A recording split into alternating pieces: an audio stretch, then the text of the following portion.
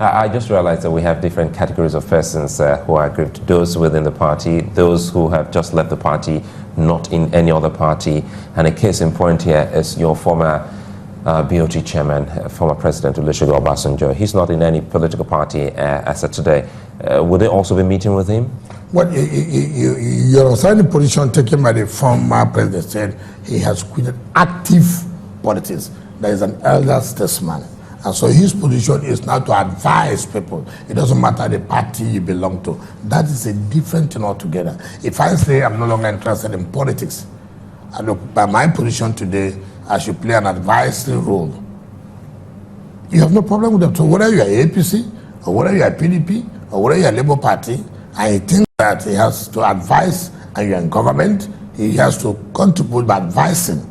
That's the kind of role he will want to play. So in that case, it is not, it has nothing to do with weighing him back to the party. But if he now says tomorrow that he wants to go back to active politics, then as a party, we will have to say, look, looking at him as the former president, does he have anything to offer to the party? Yes. Does he have anything to offer to the party? No. Therefore, what do we do? Do we take him back or we don't want to take him back? But as an opposition party today, if Mr. President says, I want to go, former president back there, and says, I want to go back to active politics, I will be in a position to say, hey, we have to weigh him back. Nobody is perfect as far as I'm concerned. Everybody has his own shortcomings. But for us, you have to take the advantage, his own strength, and not to look at his own weakness or weaknesses. No, for us, take the advantage of the person, his strength, and then bring it to the party. But for him, he is saying, I want to be an elder statesman. I want to advise. I don't want to play active role as far as politics is concerned. The bulk of the people, staying with the issue of grievances, the bulk of the people that left the PDP were concerned about the PDP losing its focus on national interests. It was, as you said, selfish interest. And one would think that vision would unite the members. Today you have different meetings happening. Today you have one in Gombe and one in Abuja. The next meeting is happening in Gombe. It's not correct. That's why I say it's not correct. Initially, we thought we should hold the next meeting in Gombe. One of the things is to also give you the opportunity of visiting some of your PDP states. You use that opportunity and visit the state and see how the state is doing. But some people say, look, because of the kind of things that we've been doing now, and again, luckily, you can see that because of the crisis we're in, fuel crisis and the rest, it would have been very dangerous for us to go to Gombe. So when I said, okay, listen, let's bring it back to Abuja. So there's no one meeting holding in Gombe and one holding in Abuja. It's just one meeting. Yesterday, BOT met. Today, NEC is a meeting. We have already put this NEC meeting before now. So it's not because of the seemingly or what you may people call some crisis. But thank God that the crisis has ended. Everybody has come back to say, hey, we have one party. We must move ahead. We must give support. Let's go and make the conversion be a success. What one will think, you've mentioned the crisis in the country or the situation of things in the country. Is the PDP looking at its states? I mean, the PDP states, what's going on there? Is life any better for the citizens in those PDP states so that it will galvanize more support for the party? Well, just take from Rivers State now where you are. So the first question you will ask, are the people of the state here happy with what the government is doing? Luckily, a PDP government, as far as the state is concerned, we have to start from here. Certainly, yes. If you ask the average person in Port Harcourt today, say, look, how is this government doing? Are you satisfied? Obviously, you have some people who say no. But you have greater majority of people who say yes. Because they are saying things that, hey, is it possible within 1 year in office for them to have achieved this? If they could achieve this, then what happens in the next 1 year? What happens in the next 2 years? So if you judge from Rivers State today, obviously, PDP is happy because as far as the state is concerned, the government is doing well and they're happy about it. I'm not here going to judge all other states, but I do know I have been to Akwa Ibom State. I have been to Ebonyi State. I have been to Abia State. I can say that yes, that they are doing quite well. They are doing well, and so the party is also trying to, take that and say, look, You can see what our people are doing in the various states where we were in control. That means that the party will be given another opportunity, another chance. So for me, I believe that one reason why we think that we should take this next meeting or all other meetings to some states is to, try to mobilize our people as a whole of mobilization. I went to Jigawa the other day, and what I saw in Jigawa was threatening. For an opposition party, I have never seen that. What did you see?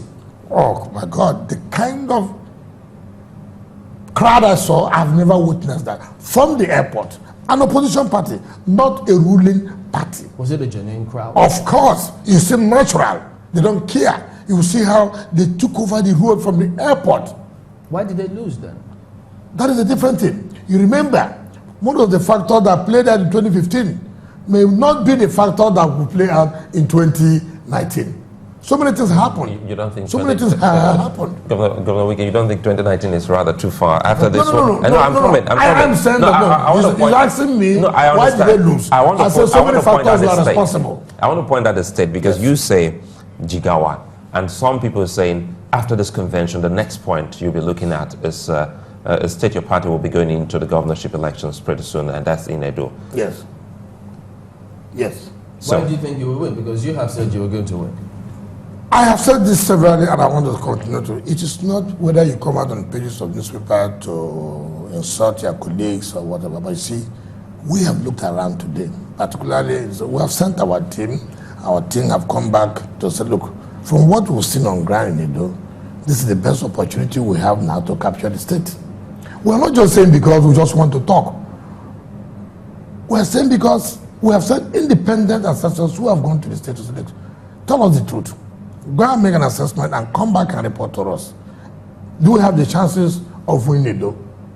We have sent 2-3 independent bodies, and they're not too far from their recommendations. And they said, listen, you have an opportunity.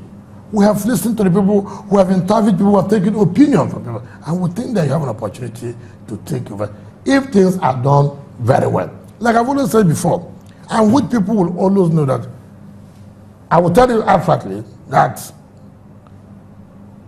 if the election is conducted free and fair, okay, leave the word free and fair.